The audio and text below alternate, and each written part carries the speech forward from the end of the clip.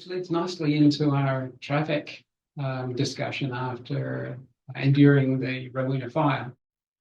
So one of the outcomes from the Rowena fire is that the Hood River traffic planning process needs to be updated. There are significant plans from ODOT. There's a Hood River City traffic plan. These have not, the Hood River City traffic plan hasn't been exercised in a while. And we have a number of dependencies on things like topology and Hood River Whitestone Bridge and other things that really requires a discussion.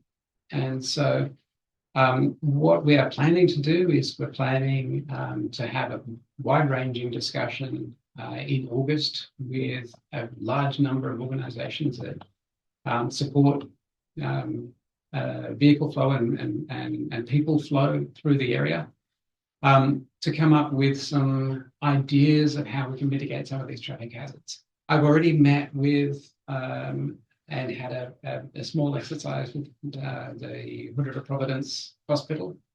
I've had discussions with city, ports, and ODOT. All these organisations are keen to come together and have a discussion. I don't want to talk about exactly what is likely to come out of that discussion, but I think there is real appetite to have a robust discussion. But at the same time, we have some significant constraints from ODOT, who are going through some real budget problems right at the moment. And so we are hoping that we get all the people to the table that will be useful in that sort of discussion. And so far, people are very keen to participate. We don't have, as a county, we don't have jurisdiction over what ODOT does. We don't have jurisdiction over, a lot of the different partners. But what I can say is that everybody's keen to try to figure out better ways to manage traffic through this area. Including I had a long discussion with the folks running the grant for the Hood River Whitestone Bridge Replacement Project about what the bridge does during emergencies. And we got them some data to support grant asks about that as well.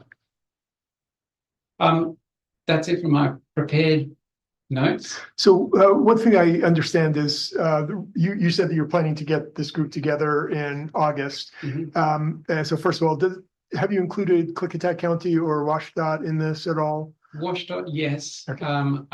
The invitation has been extended to both Klickitat and Skamania County Emergency Management. Yep. I haven't gone down to the level of the cities and elected officials, because I think the discussion becomes unwieldy. Oh, no, I'm not looking to make it more complicated.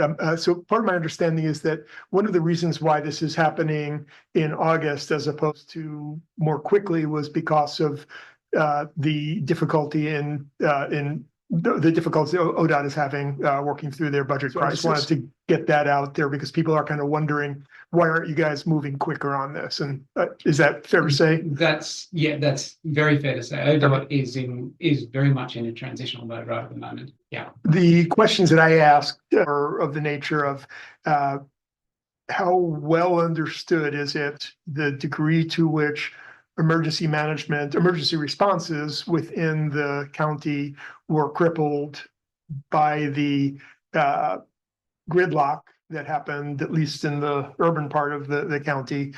Is that well understood? Is it fully recognized? And are there plans in place that could have or should have prevented that? Or are there discussions to how we can do a better job at that? So is that a fair framing of the problem that you're going to be talking about? Excellent framing. Okay. I think there is well understood issues with emergency response, and that's not necessarily just fire, law enforcement, and ambulances going out, but it's also people being able to access critical services such as pharmacy, hospital, etc. So it's a bi-directional problem, and I think that is well understood by everybody in the county. And it's very well understood by ODOT and some of the critical infrastructure providers, such as the hospital and transit operators and others. So that's number one. Number two, we are and always will be constrained by geography. So we have very few outlets for traffic that comes in on a 4-lane highway and has to then branch out into much smaller roads. So I think also there is a common understanding amongst not only response but also amongst the general public that this is a geographic problem as well as being an organizational problem. I think also that some of the work that's being done, particularly for the Hood River White Salmon Replacement Project, is going to be critical in this to set us up for success in the really long term. Because if we end up with a 3-lane bridge between Hood River and White Salmon, and we can dedicate all 3 lanes or 2 of those lanes and 1 lane back in for emergencies, that actually frees up an enormous amount of space. Let me fill in again there, because people are going to be listening and understanding what we're talking about, because it's being designed as a 2-lane bridge, but with shoulders such that in an emergency it can be configured so either the shoulders or the bike ped facility can be taken over for emergency response. So just so people don't get the wrong idea about what the bridge is, you are correct in what you're saying about 3 lanes, but that's not what people will see normally. That's correct. Yeah, thanks for that clarification. There are going to be discussions in the meeting in August about, are there mechanisms that we can use to designate specific areas for emergency response. Again, I don't want to announce what's likely to come out of that meeting. I do think updated plans are likely, but I think there's also going to be some uncertainty coming out of that, because we won't know what ODOT's long-term funding looks like when we're in that meeting. So this is not going to be we have the meeting, we're done. This is going to be a continuing conversation that stretches on for the foreseeable future. So again, to get this out, because this is something I've talked to a bunch of folks here personally, but not in a broad, not on the public record. So the concern that I just want to be raising is that I know I was walking through the streets and I was right outside this building and witnessed West Side Fire, or was it? It was West Side, right? West Side Fire truck that could not get through the traffic to get into the opposing lane to then work their way down to the freeway to get on there to assist in the fire response. But it seemed clear to me by seeing the number of cars parked on Serpentine, State Street, Oak Street, Cascade, that in the case of someone having a heart attack or a building catching on fire or anything like that, that at least within the city limits, that emergency response would have been certainly delayed, if not, seriously delayed. That would probably be fair. So I've talked, a whole bunch of people have called me and they're you described the geography issue, and people, I would say, are literally terrified that they're going to be stuck in a place where they can't get out of when there's a need for an evacuation. And I started by being somewhat reassuring to people, saying, well, I know that there are these different plans, and I think that people understand how they're going to respond and that these responses are going to happen. And the more the time's gone on, I've realized that it's probably not in quite as polished a state as I thought it was. So it sounds like your goal now is to bring it up. Is that a fair statement? I think yes. I think what we're trying to do is to come up with a better traffic management plan. I think the process is going to be long in order to get to that point. I also think it's going to involve the entire community in understanding what the constraints are, and it's also going to involve exercises and an iterative process of getting this sort of thing right. One of the things that doesn't help anybody is to have a plan, albeit a good, well-developed plan, if it's sitting somewhere and nobody knows where it is. Yeah. So I think it will take a significant amount of effort from all parties to not only get to the point where we're comfortable with the plan, but also we're testing parts of it. I don't necessarily want to shut down all of Hood River periodically to test the plan, but I would like to make sure that if we have a plan that, it's executable. Well, certainly we know 10 to 15 times a year, I-84 is closed for some reason or another. We know that we have wildfires every year. So we're not talking about something that is, the seismic event that's, maybe once every 300 years. So it certainly seems to me that people need to have some confidence that we have a plan in place and that we have authorities who will take control and will make decisions and will help direct people. And I guess I would just kind of leave it at that I'm hoping that when you have this discussion in August, that is the goal, and that it is done with an eye towards not only these freeway issues, but the evacuation questions, which bring up, I think most of the people who were calling me terrified about what they saw on that day with the gridlock were imagining that they were stuck in that traffic, having to get out of town with the fire coming towards them. And they've all seen the films, videos of fires in California with people sitting on the highway and having to abandon cars and that sort of thing. So that's what people have in their mind. And there's, I think, a lot of PTSD still around about the Eagle Creek fire. So this is a really big deal, I think, for people.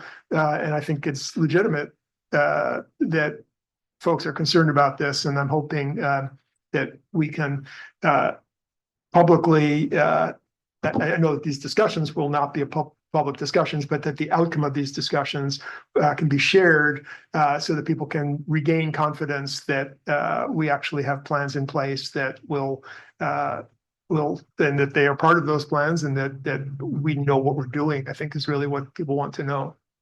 Yeah, I think I would like to thank Charles for kind of taking this on, because at the end of the day, it's really, we don't have the ultimate control over this as the county, because there's so many players, and we were talking state highways, like he mentioned, and he's kind of agreed to herd cats, so to speak, because it's multifaceted. There's so many stakeholders, and I think it's great to have a discussion. And it's also great that we've had people step up that want to talk about this. And unfortunately, what happened a few weeks ago was predictable, because we saw it in Mosier during the train derailment, the exact same thing. Traffic backed up to Windmaster, and once you clog that freeway up and everybody starts dumping into town and they just spread out in the arterials, it's a mess instantly. And so I don't know if there's going to be an ultimate solution, because there's a lot of nuances to it, but I'm really glad that he is willing to step up and have that discussion.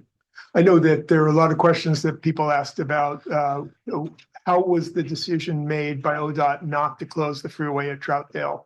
And I talked to ODOT senior management about that, and they described that they had multiple discussions about that. They were aware that there was trouble happening in Hood River, but it's not clear how they decided.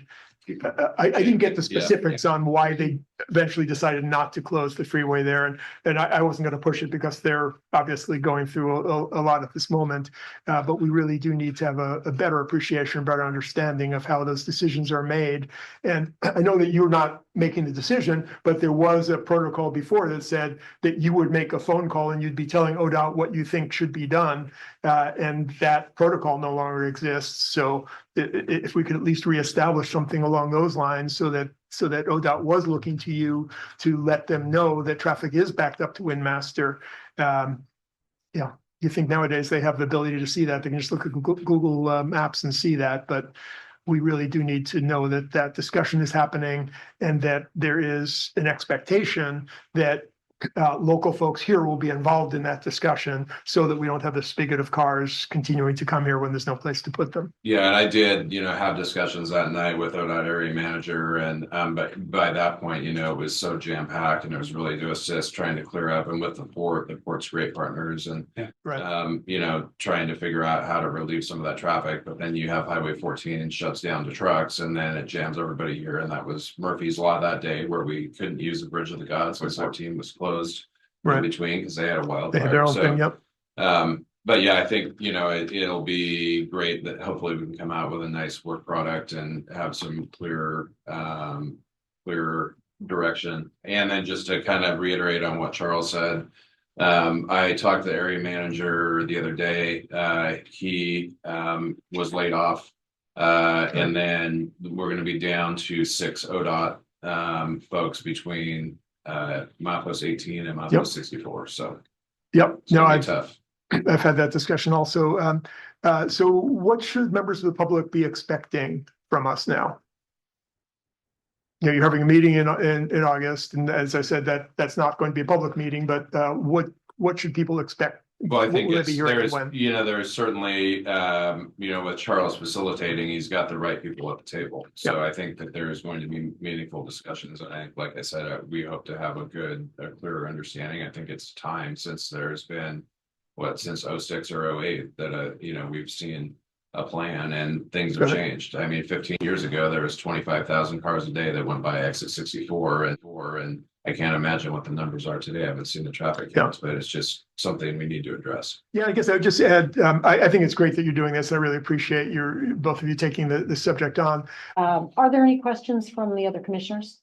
Yeah, sorry for monopolizing that. No, that's fine. We all learned a lot. And we're looking forward to what we find out after August. We hope to hear back from you after that. Indeed. Thank you very much for your time. Thank you both very much.